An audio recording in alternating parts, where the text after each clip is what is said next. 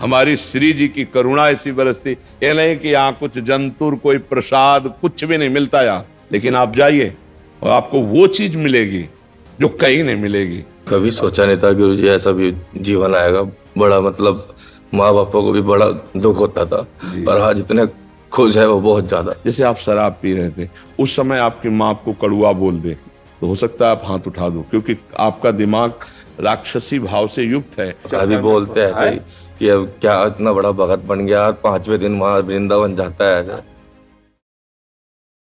Johnny Rana ji Meerut से। राधा वल्लभ श्री राधा वल्लभ श्री हरिवंश। महाराज जी आपके चरणों में कोटि कोटि प्रणाम।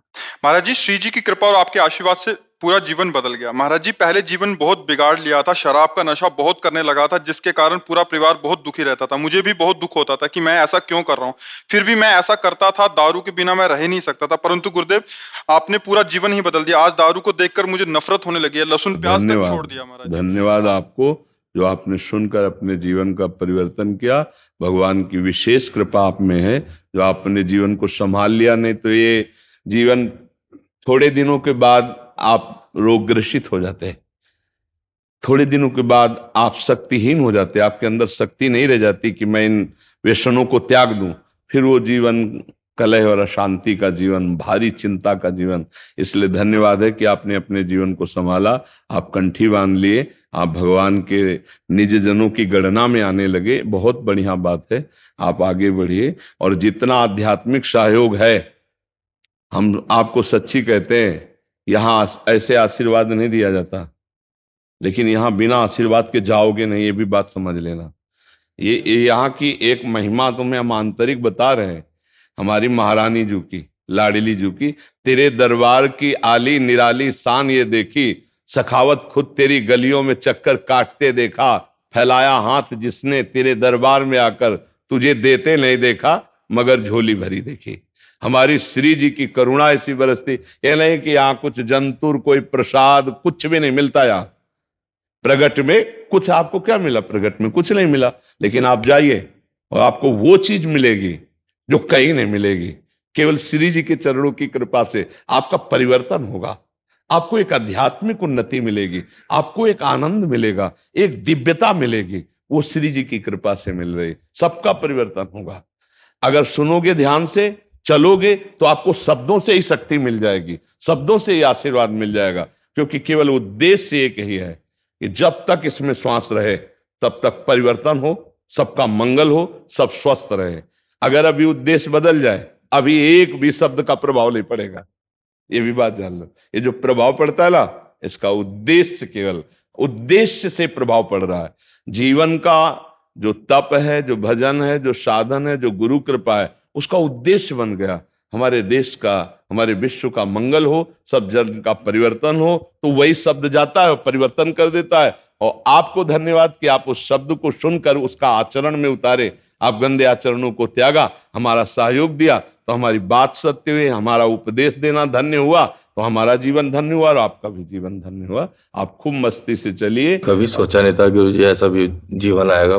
बड़ा मतलब माँ बापों को भी बड़ा दुख होता था, पर आज इतने खुश है वो बहुत ज्यादा। हाँ, बस हमारी एक प्रार्थना है कि कभी उनके प्रतिकूल व्यवहार करने पर उनको कभी कष्ट न देना।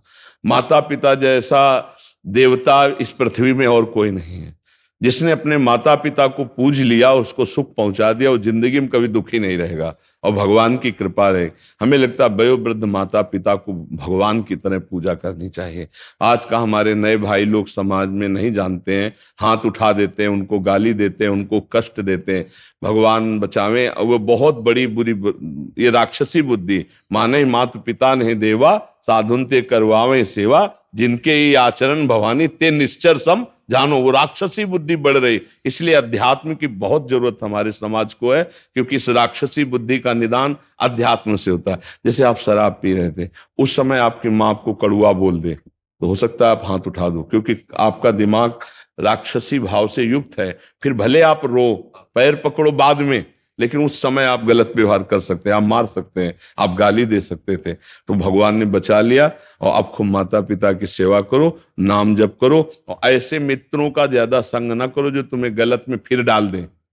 देखो, जहां से हाथ टूट जाता है ना, जुड़ तो जाता है, हाँ, पर वहां कमजोर हो जाता है। तो जैसे ये व्यसन बना रहा, पीछे रहा, वही कह रहे हैं, आगे डर लगता है कि फिर ना चले। हाँ वही हम आपको कह रहे हैं कि जैसे हाथ टूट जाता है, जुड़ जाता है, तो वहां कमजोरी बनी रहती। तो अगर ऐसे मित्र मिलेंगे ना, ये कहाँ यार तुम बाबा जी हो के चक्कर अभी में बोलते हैं पड़ रहा ऐसे ही कि अब क्या इतना बड़ा भगत बन गया और 5वें दिन वहां वृंदावन जाता है। हाँ, ऐसे लोगों से ज्यादा, क्योंकि फिर उनका रंग न चढ़ जाए। नहीं तो कभी ऐसे तुम विक्षिप्त हुए, गएंगे मान लो किसी काम से, अब संसार का खेल है, कभी तुम डिस्टर्ब हुए और मिले कैसे, फिर वहीं पहुंच जाओगे। इसलिए कभी ऐसी बात ना सुनना ना।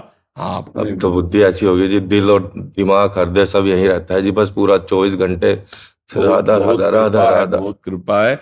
और जीवन का लाभ यही है कि दिल दिमाग ठीक हो जाए, प्रभु की तरफ लग जाए। सुनो उमा, ते लोग अभागी, जो हरि तज होए विषय अनुरागी। हाँ, उमा वो अभागी लोग हैं जो भगवान का नाम जब नहीं, सतमार्ग नहीं, गंदे आचरणों में जीवन व्यतीत। 100-200 के तो पी जाते होगे, ज्यादा की 1000-1500 रुपए। 1000-1500 की शराब पी जाते थे। हाँ, ऐसे ही जब पीते ज्यादा पीते थे तो 3-4 होते थे तो ऐसे ही। अब 1000-1500 जो कि रोज फल और अंगूर लेके घर जाओ तो सब स्वस्थ हो जाएंगे, बढ़िया खाएगी पिएगी। 1000-1500 कैसे व्यर्थ जाते थे। आप कभी गंदी बात नहीं। अब ऐसे लोगों का संग, इनको देखना चाहिए कि माया के पार्षद हमारे दुश्मन है, जो हमारे सतमार्ग को गिराने वाले। उनसे बाहरी दुश्मनी ना करे, अंदर से देखे कि ये मित्र नहीं है, ये हमारे शत्रु हैं। जो हमें गिरा दें, जो गलत आचरणों में गिरा दें, वो मित्र थोड़ी होता है, वो शत्रु होता है। मित्र का बाना बनाकर वो शत्रु आता है। तो इसलिए हमको ऐसे मित्रों से बचना चाहिए जो हमें पुनः गंदे मार्ग में लगा दें, है नहीं। आप देखो, समझदार हो, हाँ, चूक मत करना। अभी भगवत कृपा, अगर चूक कर दी, अब फिसल गए, तो अब दोबारा संभलना मुश्किल हो जाएगी। ये भी बात समझो, एक बार कृपा हो गई, निकल गए, अब उस दलदल में मत जाना, नहीं तो धंसते चले जाओगे। हाँ बिल्कुल, अच्छे से।